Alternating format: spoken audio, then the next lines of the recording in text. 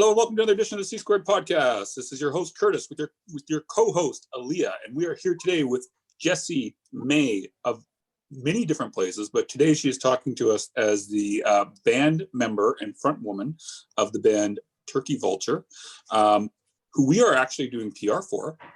So double whammy here. So first of all, thank you, Jessie, for returning. Love having you as always, and thank you for being here. Glad to be here, guys. Thanks for having me.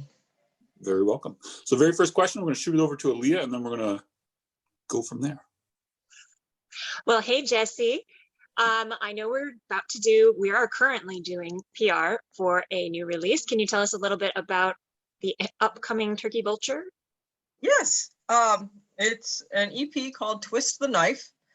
It's either our second or our third EP, depending on whether you ask me or Jim. I say three. He says our first release was a single. I say it was an EP. That was an EP. He's wrong. He's wrong. So yeah. So our third EP, Twist the Knife, has 4 songs on it. Actually, we just got the CDs today. I don't know if I can say that because it doesn't officially come out until January 14th. But you can say that. Yeah. I think Nergal just posted that they got the Me and That Man CDs. That doesn't come out until November. Well, all right. Nergal. Yeah. So we went back and recorded with the same engineer who did our second EP, Time to Pay. His name's Dave Kaminsky. We were really happy working with him, and I think I might like this one even better than Time to Pay. I'm not sure, but this one's I think angrier. It has a lot more of Jim's musical stamp on it. And also I think my vocals have improved since the beginning. It's been an uphill trajectory, thankfully. So I like how it came out. So Jessie, I had a question. So what's up with the cover art? That was all Jim's idea, I swear to God. Hang on, should we get one? Show you guys? Because I got. Yes, please. Yeah. Show us. Hey Jim, would you and a small boy bring us a CD? So for everybody who's listening, Jessie's cover is quite something, and I've already had a few asking about. Like, I'll let the artist explain in due time. Yeah, yeah. Any art interviews, that's all Jim. He's got to field those questions. So the guy whose head is chopped off is going to be the one that's going to be talking about it.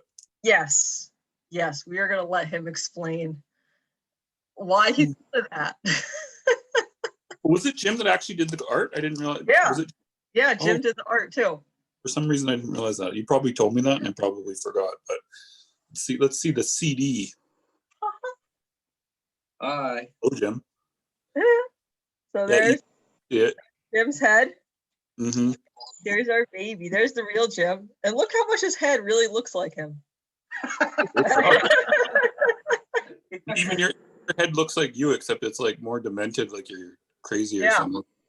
And it's when I had long hair too. Yeah. But yeah, so Jim has to field all the art questions. Are there actually, if you guys want to ask him an art question, I could take the baby and you could ask. Sure, for 1 second. Sure. So okay. quickly, Jim. Yeah. So we wanted to ask the question about what the fuck is up with the art, because I've gotten asked this question about probably 2 or 3 times. So can you please in a bad way or in a good way? It's just been what the fuck is up with the art, because it's never.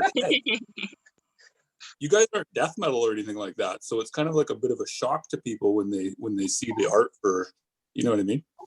I guess. What gave you the idea to what's the story behind the artwork? Well, having us on the cover first was just a kind of like a I guess a throwback to old 70s or early Alice Cooper's couple of albums when he's the actual painting on the he's on the cover, that kind of thing, and not just a photograph. and there was I don't remember where exactly I saw it, but there was some like old 50s or 60s movie poster of like a woman with an axe and chopping some dude's head off, and I was like, well, that could be the album cover, because why not? And just make our own vibe of it. I don't even remember the name of the movie. I've never seen the movie before, and it was so I guess it's a ripoff, but yeah. But Cool. that was it. It's just, but also, I mean, for the most part, it was to say, like, normally you buy music when you buy music blindly by looking at the album cover. So if you get the response of like, "What the fuck is this?" and you buy it. So Yeah. this is our example of that for 2021 or 2022. So there's no real statement behind it other than just you thought it was cool. Yeah. I mean, she doesn't like beat me or anything. There's no, there's no like, there's no like hidden agenda or anything. It was just, I thought it would be a cool idea. Cool. So yeah, it doesn't go any deeper than that. Sorry. Well, Totally. just pretty sure. Totally fine.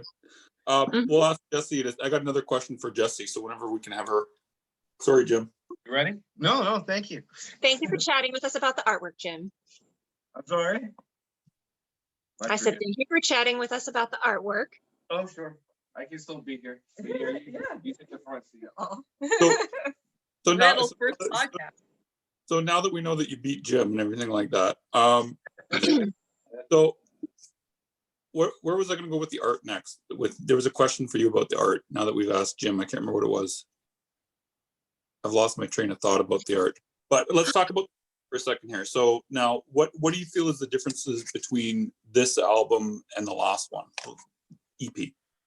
Well, let's see. Jim wrote the music for 2 of the songs on this one. Okay. I'd say the ones that are more horror punk like, well, I can tell you which ones, Fiji and Where the Truth Dwells.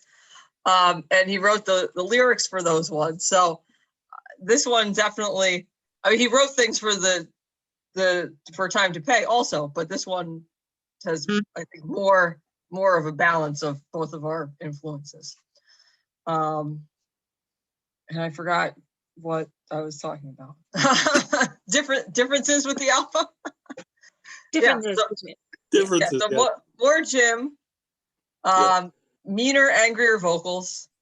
I started doing the Zen of Screaming instructional. Oh, you tweeted about that. Yeah, no, definitely. Like Tommy Stewart recommended it to me, and it definitely, like, I had taken a couple vocal lessons pre-pandemic, literally, like 3 or 4, and then I took some virtual lessons during the pandemic with a different teacher, and they both taught me things, but they both wanted to make my range like higher, and like they definitely taught me things about like exercises and breathing and how to improve that. But the kind of music that I wanted to do was not what they were going for. And then Tommy mentioned the Zen of Screaming, and I got the DVD and watched it. And then when I was going back from maternity leave, I put the CD in my car and would do it like on the way to work every day, like the exercises. And I was like, oh, maybe this is a complete waste of time. And then we went to the studio and I just like banged out the vocals and they sound really evil. So Yeah. so it worked. And like and also like 1 or 2 takes or whatever, all in one day as well. Like we were planning on it taking a lot longer, and it just breezed right through it. So she did very, very good. Oh, thank you. You're Nice. But the last time it took longer. So. Well, what else do you want to ask about musically on this one? Specific, because I have a different question if you're not, if you're done on this part. Well, we can talk about the journey of the band, like, and how you've gotten, like, where you feel like you've gotten your most biggest bumps in the history of the band. Yeah. What do you think is? I'm sorry, go ahead. Sorry, forming the question on the spot here. But what do you think has been like the biggest trigger point or the biggest flashpoint for your band that's kind of picked you up and taken you forward? I mean, time to Pay had a good response. I'd say from, the online community. Yep. I mean, I think our live performances, like we started to get like pretty good, like, like not embarrassing ourselves. And when I say ourselves, I'm really talking about me. Like Jim's been fine this whole time. I've had to get a little used to being a vocalist because this is the first band I've been a vocalist in.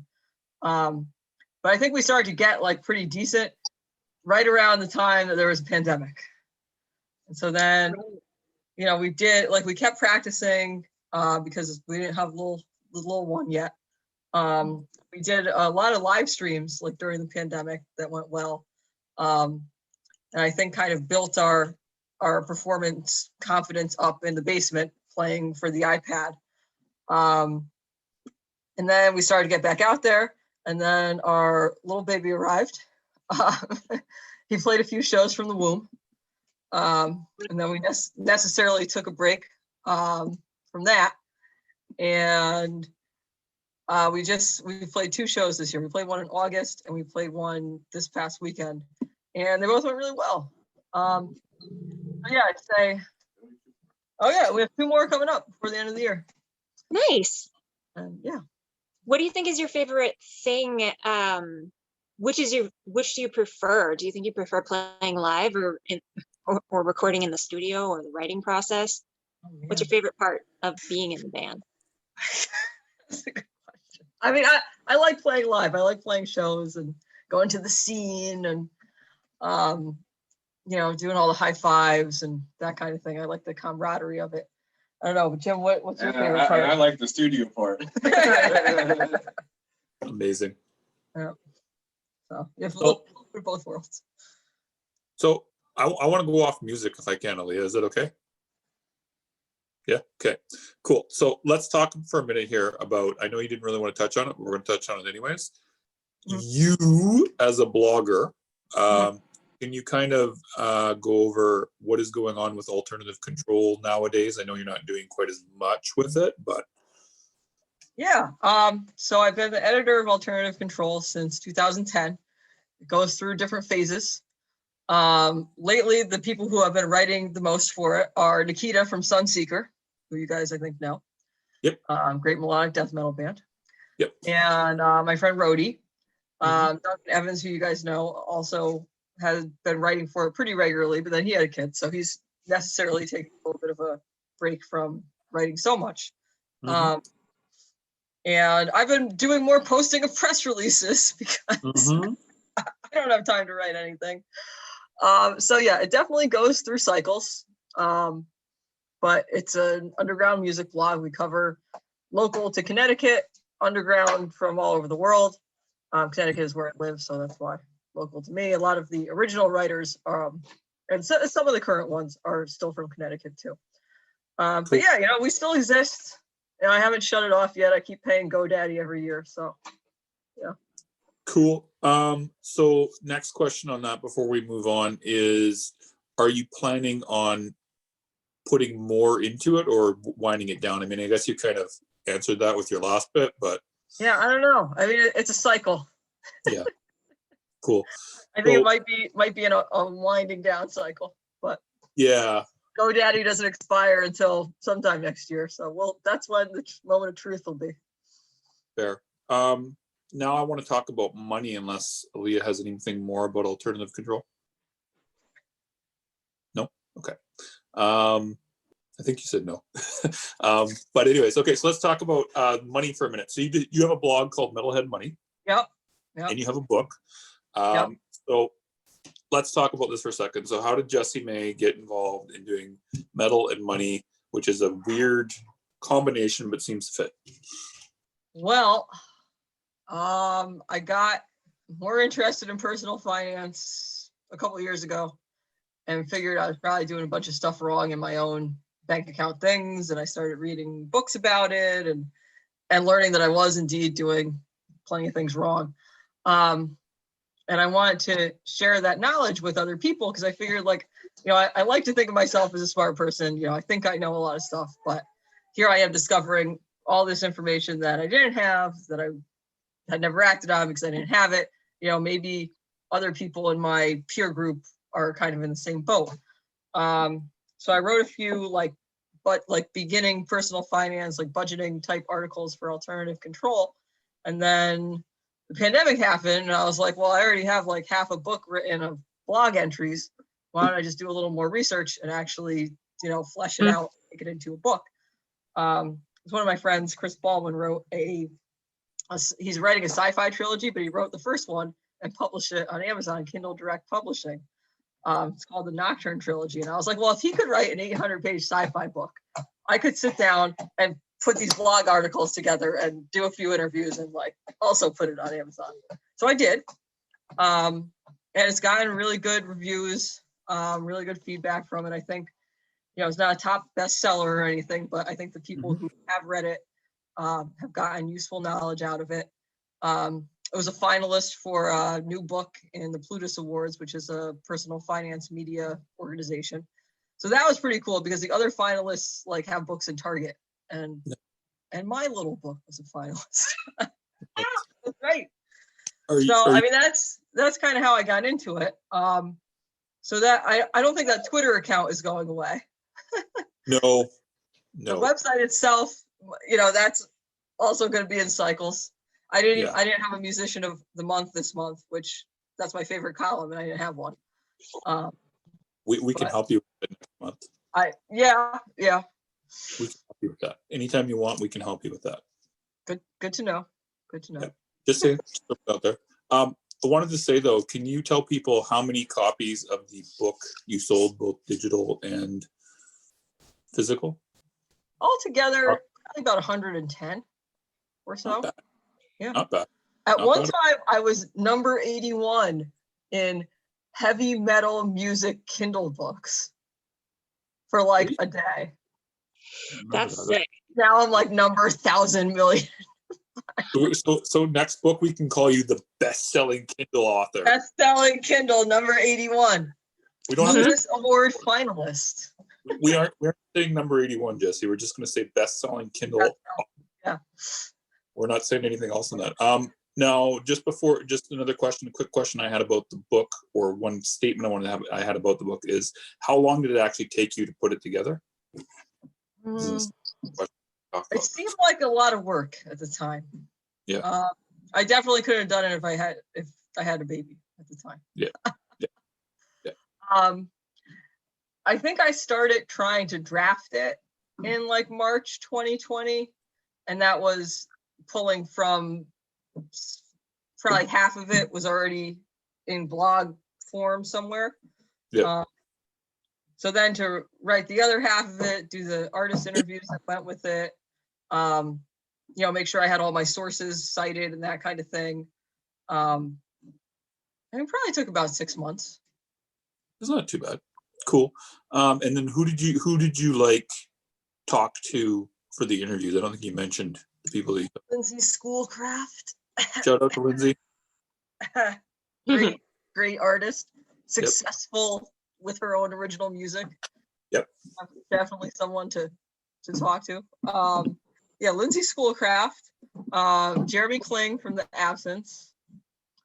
I had some folks help me out with tour tips, like Otto from Dust Prophet, Duncan Evans again, Natalie Cahan from Wild Speaker. It's like a crust band from Texas. So a lot of, the music aspect of it was definitely written for the underground. It's very niche, especially underground stoner and doom metal is where it was coming from.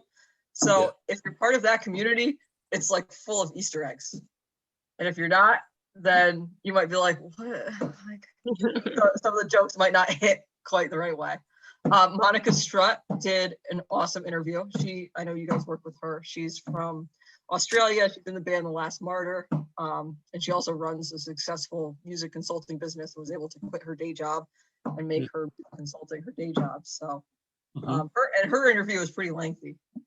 So another good one. Did you have a follow-up, Aaliyah? I do. I would like to, if you're okay to ask to speak on it.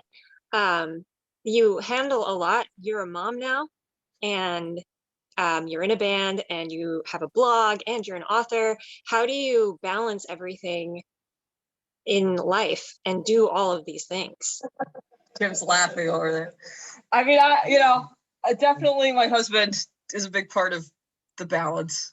We work together and we try to give each other time to do our little projects. Like right now, it's supposed to be bath time and Jim's entertaining the baby and I'm doing a podcast.